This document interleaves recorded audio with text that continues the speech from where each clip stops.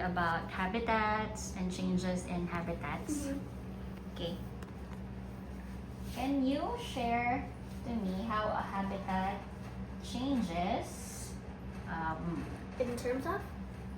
the in terms of the population and the traits of animals in an ecosystem? Okay, so we're talking about traits and animals that can change it. Okay, so like, let's imagine a forest with all its habitat, with its like, creatures, we'll say like ants, monkeys, anteaters, or cha. And is it what they say in China for, what's that called again? Armadillo. Is it armadillo? Oh yeah, it is. And let's say the monkey population grows more. It can affect because it's more of a species, and like whatever there is a monkey's main food is in danger because like there are more monkeys, but there are less. The monkeys are also in danger because like let's say their prey doesn't grow, and like so the monkeys are in danger too because there are a lot, but the prey doesn't grow either. Okay. Prey. Okay, what's an ecosystem again? Ecosystem's like a habitat where animals live. What's the difference between a habitat and an ecosystem? Ecosystem is when non-living and living things interact with each other, and a habitat is a place where things live. How do you know if a place is a good habitat, for example, for a bird? For a bird. It's a good habitat if there are a lot of trees to make a nest in.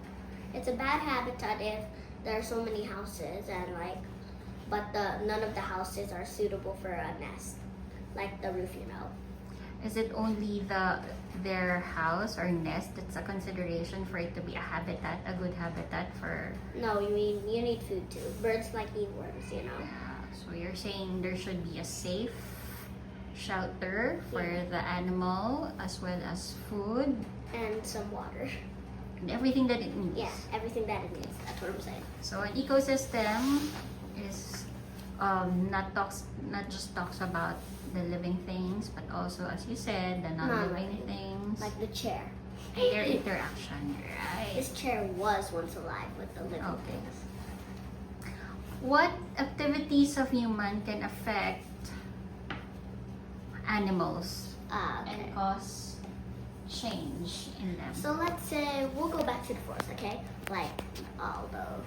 But it's not overgrown population anymore. Let's say the humans just suddenly come in and chop down like a bunch of the trees.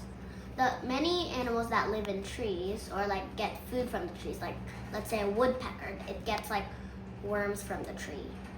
If the tree's chopped down, then the food is also in danger because like it's just being moved to somewhere they don't know, and the woodpecker can't eat from that tree anymore.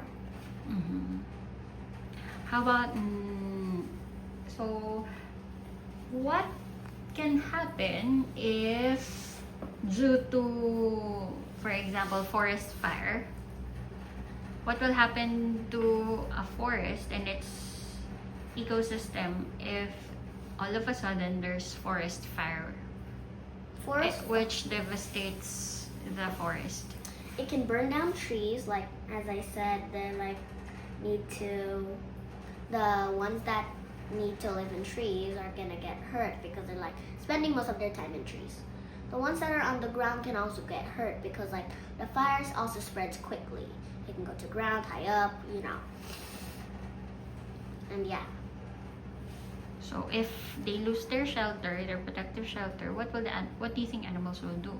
They'll have to move somewhere else. They might move in like civilizations, like a town or city, and then people might get annoyed with animals, and try to hunt them out.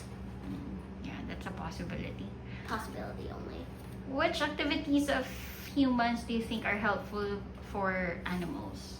Watering plants, like we can also like plant more trees, like we did a plant tree activity, but I didn't really want to get dirty.